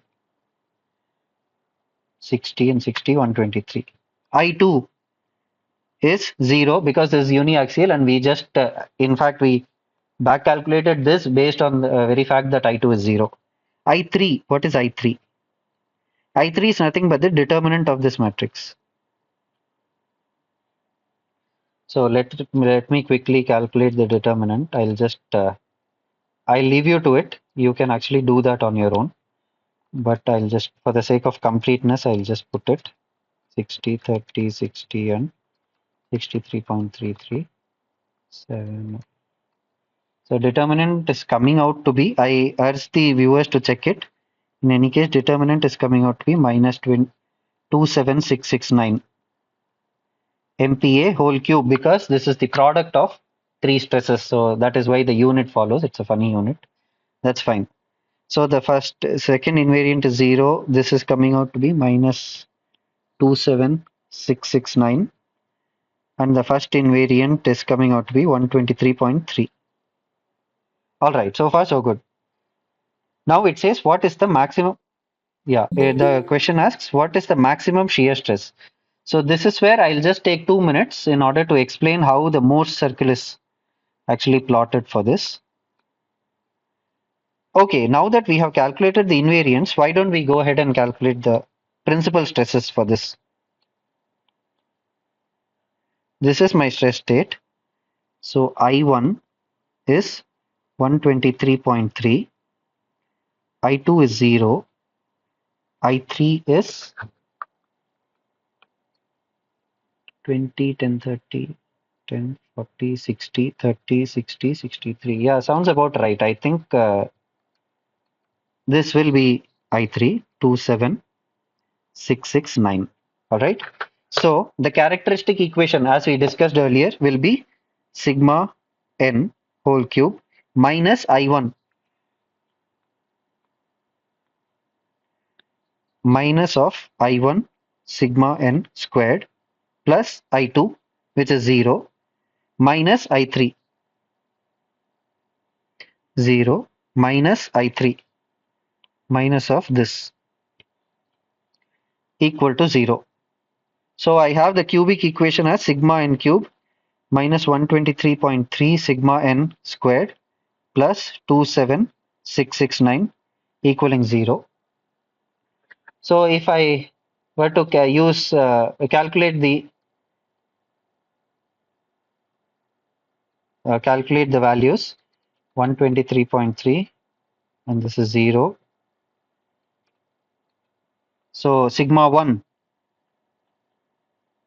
I mean the principal stresses, I shouldn't say it like this. What I should say is principal stresses come out to be 121.42, 60 MPa, and then I have 16.06 MPa, and then I have minus 14.19 MPa. These are the three roots to the characteristic equation.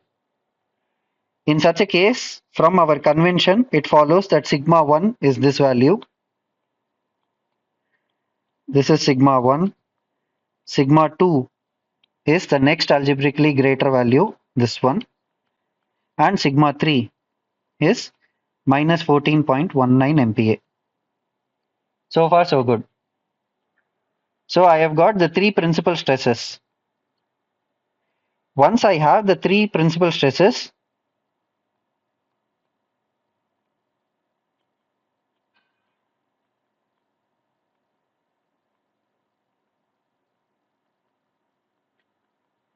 what we do for the 3D stress state, we just take two at a time. This is 1, 2, and 3. I'll take 1 and 2 and plot one circle, 2 and 3 and plot one circle, and the third circle will be 1 and 3. This is how we plot, and the rest everything remains the same. So let us just quickly plot the Mohr circle for this problem. I have axis like this.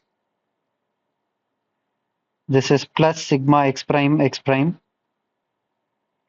plus tau x prime y prime. Actually, we don't need all that. We just need three principal stresses we have been given. So this might not be exactly to the scale, but I'm just giving you the idea. I hope you can appreciate that. So this is my sigma 1. This is sigma 1, which is plus 121.42.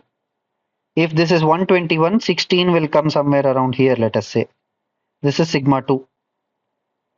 And 14 is minus 14. So this will be If this is 16, this is minus 14. Actually, I should say sigma 3. Sigma 3 is negative because we have already come here. So these are my 3 points on the Morse circle, Morse coordinate, that is the sigma x plane. Now, if I take 1 and 2 plane, if I draw a circle which passes through these 2 points, this is representing one Morse circle which is dealing with 1 and 2 plane. This is another circle dealing with 2 and 3 plane. And the third circle is like this, which is dealing with 1 and 3 plane. So I have quickly drawn 3 more circles. And it follows that the space that is covered here,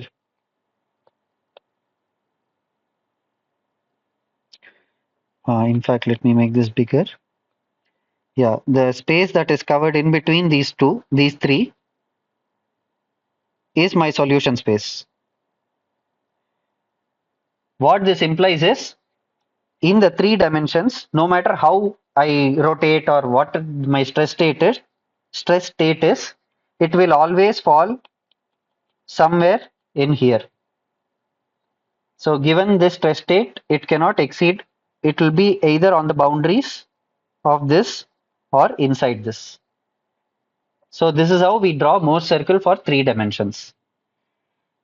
All right. So with this background, if we see this question, the maximum shear stress at this point is what? So at this point, we have a 3-dimensional stress state, which involves 3 Morse circles. So for the first Morse circle, my maximum, the center is here for the first one, for 1, 2, and the maximum shear stress is this much. For the second one, center is somewhere between 2 and 3 here, and my maximum shear stress is this much. For the third circle, when I take, the center is somewhere over here. I should say. Somewhere over here, that is sigma 1 minus sigma 3 by 2. Right? So this is the center. Sigma 1 plus sigma 3 by 2. Since sigma 3 is negative, it will add up. So here we have the center. This is my shear stress for the third stress state. So out of these three,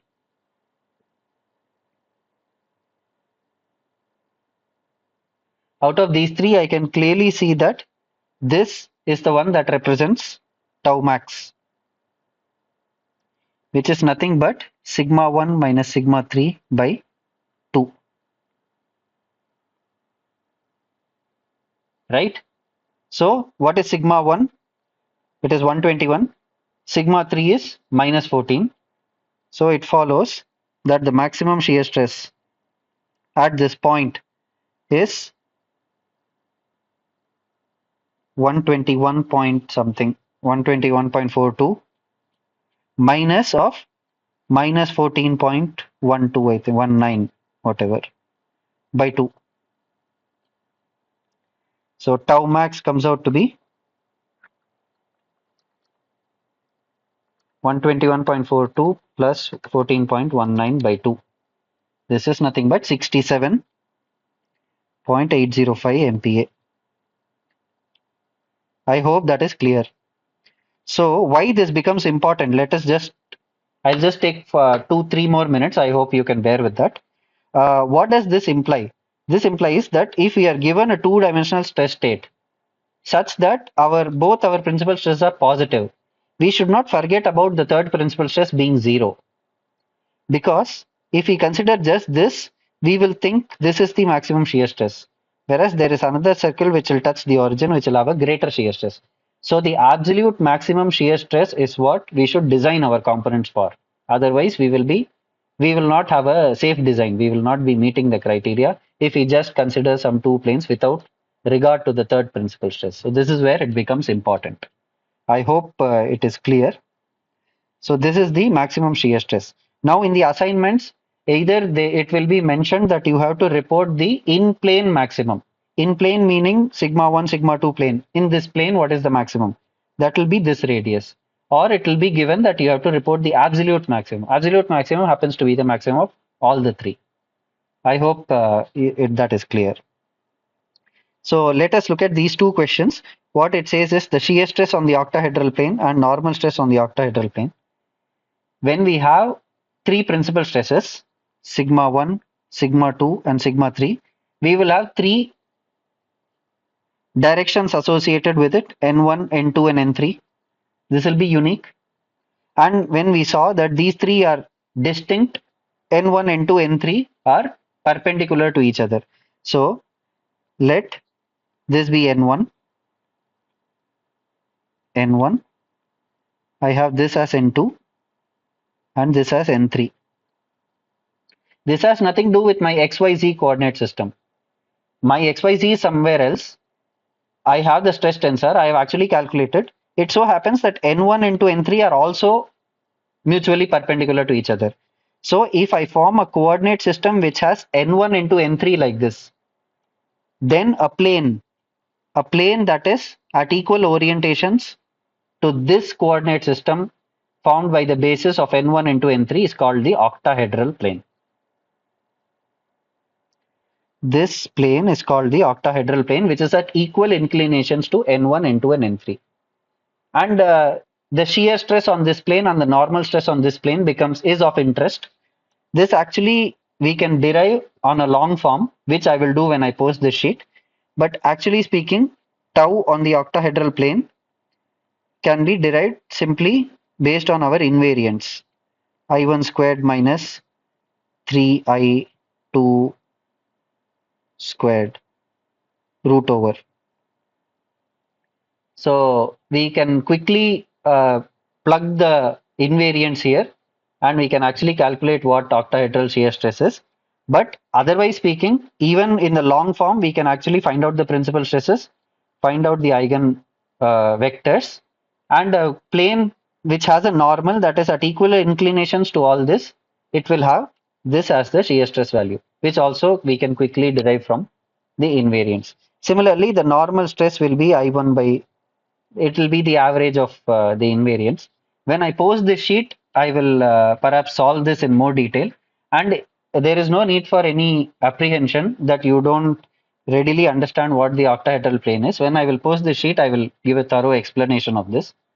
But actually, it is a plane which has a normal that is at equal inclinations to the eigen basis, to the principal stress direction basis. So I don't want to delve more into this now. When I'll post, I can actually solve this and post it with the answers because I've already run out of time. I apologize for shooting over the time. So other than that, I think we have covered a lot today. If there are any questions, you please feel free to ask.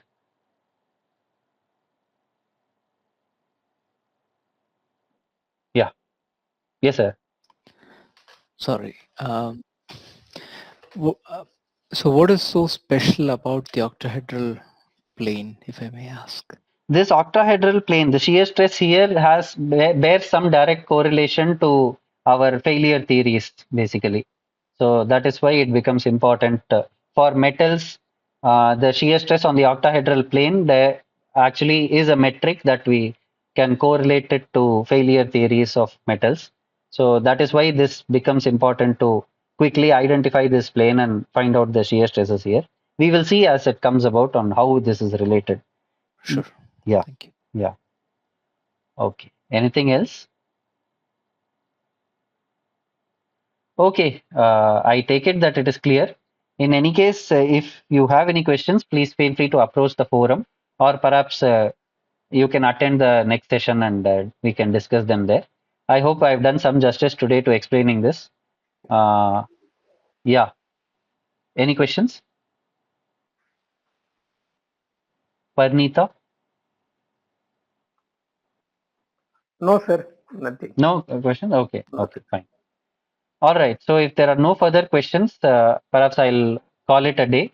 I thank you for attending and I thank you. welcome you to attend the future sessions as well. Thank you very much. Okay, okay. Thank you. Thank you. Thanks. Thank you very much. Thank you. Thanks. Good night. Good night. Thanks.